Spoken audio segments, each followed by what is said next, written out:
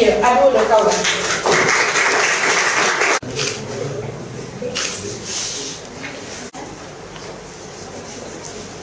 De différentes régions sur une utilisation responsable des réseaux sociaux afin de leur permettre de mieux prendre conscience de l'impact que les messages qu'ils publient sur les réseaux sociaux peuvent avoir sur leur vie à eux-mêmes, mais également sur la vie des autres. De conscience et de responsabilité, c'est le message principal. C'est le message. Quand on est sur un réseau social, on a tendance à penser que c'est juste entre nous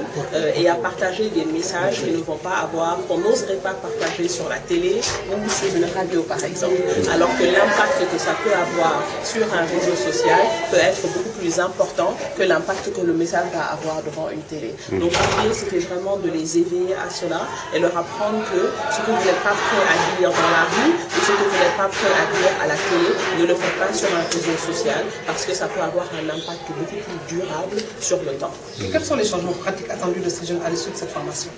C'est déjà de leur faire comprendre que le réseau social est un outil dont ils doivent se servir pour gérer leur réputation, leur image. On n'a pas tendance à réaliser qu'un employeur futur peut par exemple faire une recherche sur notre profil, trouver un comportement qu'il juge répréhensible et nous refuser un emploi. Ça a été vu après des commentaires que des personnes ont postés sur les employeurs potentiels et qui ont perdu un emploi. Donc c'était vraiment de leur faire prendre conscience que à partir du moment où le réseau social est un outil qui nous permet de gérer notre réputation, quel est le message, quelle est l'image qu'on veut pouvoir donner sur ce réseau social-là. Également, l'objectif, c'était de leur permettre, aujourd'hui sur les réseaux sociaux, on a tendance à juste suivre des tendances qui vont être exportées, qui vont être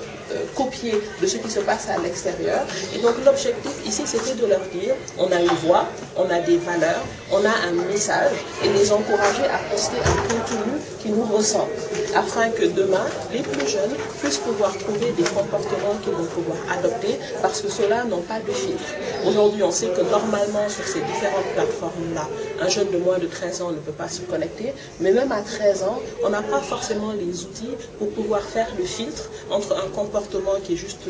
copié ou un comportement qui est un contenu local. Donc, en encourageant la création de contenu par rapport aux violences basées sur le genre, on est en train de dire, créons ce contenu-là, ayons une voix et essayons ensemble de créer des messages qui montrent, nous, notre attitude par rapport aux violences basées sur le genre. Voilà, moi, directrice générale MINAPRO dañuy def ay formation pour ñoo nga xamante ni bëgg nañ yokk seen koom ci entreprise yu ñu am wala tamit bëgg nañ yokk seen xam-xam ci li ñuy woowee développement personnel, c'est pas comment on le traduit en wolof. Formation bi dañu seetlu ne am na ay ndaw yu bëri yoo xamante ni ñu ngi ci réseaux sociaux yi wala tamit am na ñoo xam ne jànguñu te ñu ngi ci réseaux sociaux yi ñu bëggoon leen yee si boo defee tey jii nii sa message wala sa information ci réseau social bi lan la mën a andil suba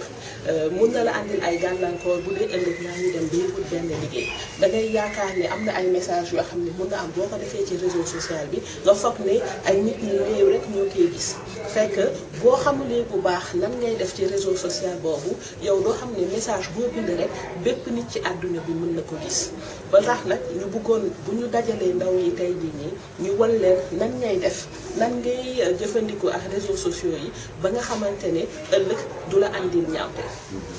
Yan soppeeku ngeen di xaar ci ndaw ñi bu ñu demee ci terrain bi ci seen kër yi. bu ñu waxaatee ak ñeneen ñi ñu gën leen yee ci message yi nga xamante ni ñu ngi koy partagé ci réseaux sociaux yi dañuy foog ne bu ñu nekkee ci réseau social bi dafay nekk loo xam ne ci ñi nga ko partagé rek ñoom ñoo ciy jot ñu bëgg xam ne bu dee dafa nekk message boo xam ne yow amuloo sañ-sañu wax ko ci mbedd bi wala amuloo sañ-sañu dem ci télé bi bul yaakaar ne li nekk ci réseau social bi moo gën a tuuti au contraire li ñuy def ci réseau social bi mu ëpp doole li nga xamante ne naroon nga ko wax ci mbedd bi wala nga naroon ko wax ci télé bi ñu bëggoon leen yee ci loolu ñu xam ne réseau social dafa nekk lu am doole ba tamit loolu bu ñu xasee ba xam nan la ñuy defee ba paramétrer message bi ñuy def ci réseau social yi ñu bëggoon leen yee ci ay message yoo xam ne ñoom mun nañ ko yokk ci biir réseaux sociaux yooyu ba nga xamante ne ëllëg ñeneen bu ñu combattre ci réseau social yi bi ñu nekk rek di topp li nga xam ne bitim réew ñu jóge waaye dinañ ci gis yoo xamante ni ñun ndaw yi nekk ci formation yi lii mooy suñu xalaat lii mooy suñu gëm-gëm ba xale yeneen xale ëllëg bu ñu ñëwee ci réseau social yi dinañ mën a ràññee li nga xam ne suñu dëkk la jóge ak li nga xam ne rek dafa nekk loo xam ne ci bitim réew bi lañ ko jëlee. ñaata ndaw la ñu ak nan lañ def ba tànn leen tànn fi nan la fi mu nekk nii ndaw yi nekk nii formation bi dañ koy def ci yeneen dëkk fii nii ay ndaw yoo xam ne jóge nañ Dakar Kaolack ak Thiès moom la ñu dajale am na ay ndaw yoo xam ne ci ASC yi lañ bokk am na ñoo xam ne ci daara yi tamit lañ bokk ak ñeneen yoo xam ne ci yenn école yi ak réseau scout yi réseau éclaireur yi tamit ñooñu lañ dajale ci formation bi. ñaata la ñu. 40.